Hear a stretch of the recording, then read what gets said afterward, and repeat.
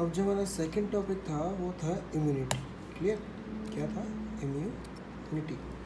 Immunity का मतलब क्या होता है ये हम पढ़ते हैं। और इम्यूनिटी एक्चुअली मैंने अपने बंदे से बहुत बार सुना है, आपकी इम्यूनिटी अच्छी नहीं है, आपकी इम्यूनिटी बहुत बढ़िया है। व्हाट एक्चुअली इम्यूनिटी इज़, आज हम अच्छे से समझ लेते हैं क्या क्या चीज़ें इम्यूनिटी में आती हैं, किस तरह से फंक्शन करती हैं, किस किस तरह की इम्यूनिटी होती हैं और इम्यूनिटी किस किस चीज़ में काम आती है। सारी चीज़ें हम इम्यूनिटी के समझ लेते हैं। ठीक है? इम्यूनिटी का मतलब होता है the ability of our body to fight against disease. किसी भी डिजीज़ से फाइट करने के लिए हमारी बॉडी कितनी सक्षम है, उस चीज़ को हम बोलते हैं immunity. The ability of our body to fight against disease is that is known as immunity. Hindi में इसको बोलते हैं रोग प्रतिरोधक क्षमता।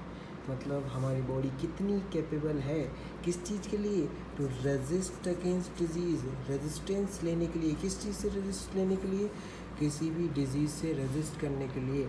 अभी जैसे कोरोना वायरस चल रहा है, क्लियर, हमको पता है इस चीज़ की कोई वैक्सीन नहीं है। अब बोलते हैं लोग ठीक हो रहे हैं, रिकवर हो रहे हैं। कैसे ठीक रिकवर हो रहे हैं भाई? इम्यूनिटी की वजह से। कैसे इम्यूनिटी की वजह से ठीक हो रहे हैं? क्योंकि उनकी इम्यूनिटी अच्छी है, मतलब दे कैन रेजिस्ट डिजीज़। उनकी बॉडी के अंदर फंक्शन करने की, उनकी बॉडी के अंदर WBC, जिसको हम army of the cell, army of the body बोलते हैं, वो नंबर ज़्यादा है या उनके अंदर पावर ज़्यादा है, किससे? डिजीज़ से फाइट करने के लिए। ठीक है? तो किसी भी चीज़ से फाइट करने के लिए हमारी बॉडी के अंदर क्या है? एबिलिटी है। उस एबिलिटी को हम इम्यूनिटी बोलते हैं। I hope this is clear to you कि इम्यूनिटी में एक्चुअली होती क्या है इम्यूनिटी। अब इम्यूनिटी जो होती है वो दो तरह की होती है। The very first is innate immunity, second is acquired immunity. Innate और एक्वायर्ड में बस बेसिक सा डिफरेंस ये है, सिंपल सी बात करें, बेसिक सा डिफरेंस ये है कि इन्नेट इम्यूनिटी वो इम्यूनिटी होती है दैट इज़ इनबॉर्न। मतलब जब हम पैदा होते हैं तो हमारे पैदा होने के साथ साथ जो इम्यूनिटी हमको मिलती है, that immunity is called innate immunity, that is non specific. किसी पर्टिकुलर डिजीज़ से काम करने के लिए नहीं है। Non specific means this immunity is not for a specific disease. ये हमारी पूरी बॉडी के लिए काम करेगी और वो इनबॉर्न है। मतलब जब हम पैदा हुए तो हमको साथ साथ हमारी बॉडी के साथ वो आई है, हमको मदर से मिली है। दूसरी चीज़ होती है, दूसरी इम्यूनिटी होती है that is acquired immunity. Acquired immunity is specific, it will function only and only for the specific diseases, and that is the adaptive immunity. adaptive means जैसे जैसे हम बड़े होते हैं, जैसे जैसे हम अडेप्ट होते हैं एनवायरनमेंट के अंदर, हमारी बॉडी नई नई डिजीज़ से रेजिस्ट करने के लिए अडेप्टेशंस लेके जाती है, उसको बोलते हैं एडेप्टिव इम्यूनिटी। क्लियर? दोनों में बेसिक सा डिफरेंस है। ये हमको बचपन में माँ से मिलती है और ये हम जैसे जैसे बड़े होते हैं हम अडेप्ट करते जाते हैं अलग अलग तरह की, अलग अलग एनवायरनमेंट में रहने के लिए इम्यूनिटी। ठीक है? अब सबसे पहले हम पढ़ेंगे इन्नेट इम्यूनिटी के बारे में। ठीक है? इन्नेट इम्यूनिटी के बारे में हम पढ़ेंगे। इन्नेट इम्यूनिटी में क्या क्या चीज़ें आएंगी, क्या क्या चीज़ें फंक्शन करती हैं, किस किस तरह की इन्नेट इम्यूनिटी हमारी बॉडी के अंदर प्रेजेंट है।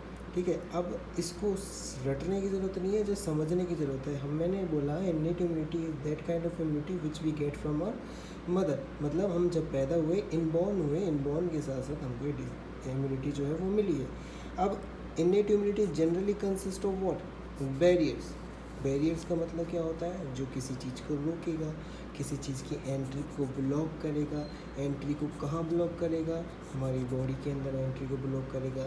किसकी एंट्री को ब्लॉक करेगा? फॉरेन एजेंट्स की। फॉरेन एजेंट्स क्या करते हैं भाई? They cause disease. तो ऐसे फॉरेन एजेंट जो कि डिजीज़ कॉज करते हैं, तो innate immunity, what immunity will do? Innate immunity will block the entry of the foreign agent that cause disease. कहाँ ब्लॉक करेगा? हमारी बॉडी के अंदर। आई होप दिस इज़ क्लियर। अब बात करते हैं कि इन्नेट इम्यूनिटी हमने बोला बैरियर्स बनाता है। बैरियर्स किस तरह के, किस किस तरह के बैरियर्स जो हमारी बॉडी के अंदर देखेंगे। ठीक है? हमारी बॉडी के अंदर रटने की ज़रूरत नहीं है, इसको फील करना है, समझना है कि कहाँ कहाँ बॉडी में बैरियर्स प्रेजेंट होते हैं। तो सबसे पहला बैरियर आएगा that is physical barrier. Physical barrier क्या करेगा? It will prevent entry of pathogens. Pathogens की एंट्री को ब्लॉक करेगा, प्रिवेंट करेगा। What are pathogens? Pathogens are the disease causing agent, disease causing agent. Clear? Disease causing agent को ही pathogen बोलते हैं, जो एक जगह से दूसरी जगह जाते हैं और डिजीज़ कॉज करते हैं। इन पैथोजेंस को जो लेकर जाता है उसको हम वेक्टर बोलते हैं। क्लियर? हमने पीछे वाले हेल्थ में पढ़ा था कि कंट्रोल ऑफ वेक्टर्स, वो वेक्टर्स क्या होते हैं जो इन पैथोजेंस को लेकर जाते हैं। तो पैथोजेंस क्या होते हैं? जो डिजीज़ कॉज करते हैं। तो फिजिकल बैरियर का काम क्या है? It prevent the entry of pathogen. दूसरी चीज़, फिजिकल बैरियर के एग्जांपल क्या हो गए? स्किन है, सबसे बड़ा ऑर्गन है हमारी बॉडी के अंदर स्किन। स्किन के अंदर कोई भी इंटरसेलुलर स्पेस नहीं होती, एपिथेलियल सेल्स की बनी होती है, कोई इंटरसेलुलर स्पेस नहीं होती है। 11th में हमने 7th चैप्टर में पढ़ लिया था कि एपिथेलियल सेल्स के अंदर कोई भी स्पेस प्रेजेंट नहीं होती। जब हमारी बॉडी की स्किन के सबसे बड़े ऑर्गन के ऊपर कोई स्पेस ही नहीं है तो ऑब्वियसली कोई भी पैथोजन एंटर नहीं कर पाएगा। क्लियर? पहली चीज़ तो स्किन जो है सबसे बड़ा बैरियर है हमारी बॉडी की, किसी भी चीज़ को एंट्री करने के लिए स्किन से तो वो एंटर नहीं हो सकता। दूसरी चीज़ है आरटी का मतलब है रेस्पिरेटरी ट्रैक। आरटी का मतलब है रेस्पिरेटरी ट्रैक। म्यूकस, म्यूकस हमको पता है क्या होता है। म्यूकस इन रेस्पिरेटरी ट्रैक, वो जो लुब्रिकेंट मटेरियल होता है हमारे रेस्पिरेटरी ट्रैक के अंदर, वो क्या करेगा? ये भी एक फिजिकल बैरियर का काम करता है। क्या करता है भाई? डिजीज़ कॉजिंग पैथोजन जो है हमारी बॉडी के अंदर एयर के थ्रू हम जब इनहेल करते हैं तो उसके थ्रू हमारी बॉडी के अंदर चले जाएंगे। उसकी बॉडी के अंदर चले जाएंगे तो म्यूकस क्या काम करेगा? उसको ट्रैप कर लेगा। म्यूकस क्या करेगा? उसको ट्रैप कर लेगा। ट्रैप करने के बाद में क्या होगा? जैसे अगर सपोज़ करो वो लंग्स के पास पहुंच भी गए तो लंग्स में ट्रैप हुए पैथोजेंस में से क्या होगा? इरिटेशन होगा, और इरिटेशन की वजह से हम स्नीज आउट कर देंगे, जोर से छींकेंगे और सारे के सारे पैथोजेंस बॉडी से बाहर हो जाएंगे। तो म्यूकस एक बहुत तगड़ा रोल प्ले करता है। इवन हमारे नोस्ट्रिल के अंदर जो हेयर्स होते हैं वो भी डस्ट पार्टिकल्स और पैथोजेंस को रोकने में बहुत ज़्यादा काम करते हैं। उसके बाद थर्ड चीज़ फिजिकल बैरियर में आती है, that is mucus in GIT। GIT is gastro intestinal tract. Gastro intestinal tract, इसको बोलेंगे अपन क्या? GIT। Mucus in the GIT मतलब हमारे ईसोफेगस हो गया, हमारे माउथ से लेके लार्ज इंटेस्टाइन एनस तक पूरा GIT होता है। सलाइवा इन द माउथ, उसके बाद में ईसोफेगस के अंदर म्यूकस, डाइजेस्टिव ट्रैक्ट के अंदर म्यूकस, उसके बाद में स्टमक के अंदर म्यूकस, स्मॉल इंटेस्टाइन के अंदर म्यूकस, लार्ज इंटेस्टाइन के अंदर म्यूकस। इस म्यूकस का काम क्या है? ये सेम काम है, इसको ट्रैप करना और किल करना। किसको किल करना? पैथोजेंस को किल करना। क्लियर? दूसरी चीज़ से हम आगे बढ़ते हैं। दूसरी चीज़ क्या होती है? दूसरी चीज़ is physiological barrier. Physiological barrier क्या होते हैं? फिजियोलॉजिकल का मतलब, फिजियोलॉजी हमने 11th में पढ़ी थी। फिजियोलॉजी का मतलब क्या होता है? किसी भी चीज़ का फंक्शन कराना, उसके फंक्शंस को पढ़ना। तो फिजियोलॉजिकल मतलब हमारी बॉडी जिस चीज़ से फंक्शन करती है उस चीज़ के कैसे किल करेगा पैथोजेंस को। It kills pathogens. Clear? Pathogens को ये किल करता है। किल कैसे करेगा?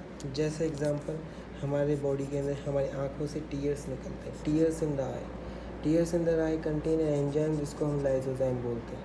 क्या बोलते हैं? लाइसोजाइम्स। ये टीयर्स बहुत ज़रूरी होते हैं। क्यों ज़रूरी होते हैं? हमारे आँखों में कोई भी पैथोजन चला जाए उसको किल करने में काम आते हैं। दूसरी चीज़ सलाइवा। सलाइवा के अंदर लाइसोजाइम्स प्रेजेंट होते हैं। लाइसोजाइम्स सलाइवा के अंदर होते हैं। ये भी क्या काम करते हैं भाई? ये भी सेम काम करते हैं। किस चीज़ का सेम काम करते हैं? पैथोजेंस को किल करने का काम करते हैं।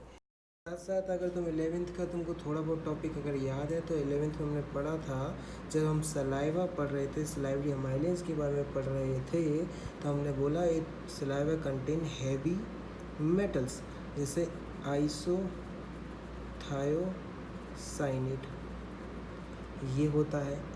साथ साथ सलाइवा के अंदर क्या होता है? एक IgA नाम की इम्यूनोग्लोबिन होता है। IgA इम्यूनोग्लोबिन A, इम्यूनोग्लोबिन ए का काम क्या है, बॉडी के अंदर डिफेंस मैकेनिज्म को बढ़ाना, बॉडी के अंदर डिफेंस मैकेनिज्म को बढ़ाना, क्लियर। उसके बाद में लास्ट आता है लाइजोजाइम्स इन डाइजेस्टिव ट्रैक और HCl इन स्टमक।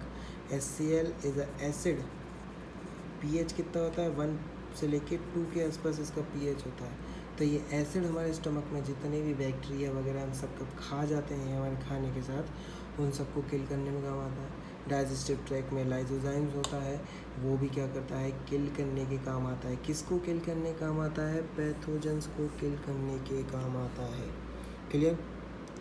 तो 2 बैरियर हमने यहाँ पढ़ लिए, the very first is physical barrier and the second is physiological barrier.